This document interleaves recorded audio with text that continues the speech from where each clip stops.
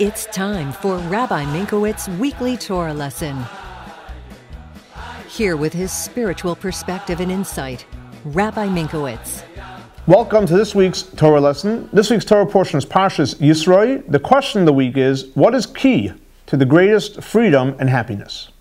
So in this week's Torah portion, we have the greatest revelation, the Jewish people coming to Mount Sinai and God giving the Jewish people the Torah, starting out with the Ten Commandments. But before that, the Jewish people said, key words, Na'aseh v'nishma.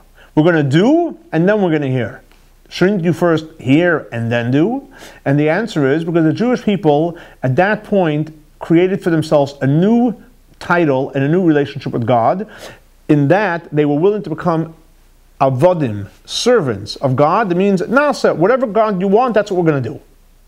So the question is, if the Jewish people were willing to accept Na'aseh, we're ready to do, as they said, why is it that it says in the Midrash that before God gave them the Torah, He took the mountain, put it on top of them, and said, if you accept the Torah, good. If not, I'm going to put the mountain on top of you. And they're sure we're going to accept it. But they already said Na'aseh. Why did God have to, so to speak, force them to accept it if they're willing to accept it as a sincere servant?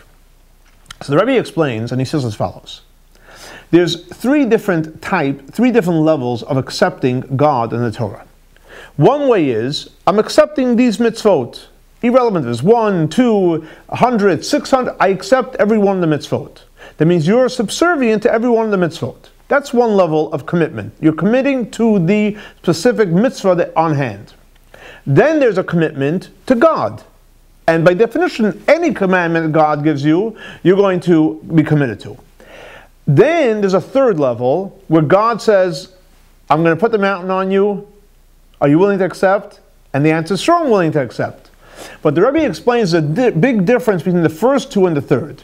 In the first two options, when I'm accepting this mitzvah, I'm accepting God, it's all about me accepting. And even though that's great, Na'aseh is great, but it's limited to me accepting. I can decide tomorrow I'm not accepting.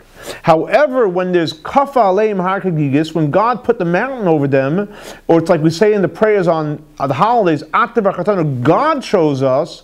Once God chooses us, and then we accept, and we accept with joy, then there's no going back, and that connection is extremely deep, and that makes for the best and happiest and peaceful relationship. So the answer to the question, how can we experience the greatest freedom and the greatest happiness, is by accepting with joy God's request of us to be His servants. Thanks so much for joining us for our weekly Torah lesson. This week's Torah lesson is dedicated to the memory of Baruch ben Ari Leib and Shlomo ben Yosef. May their souls be elevated by the Torah that we're studying in their memory. For more information about Chabad, please see our website.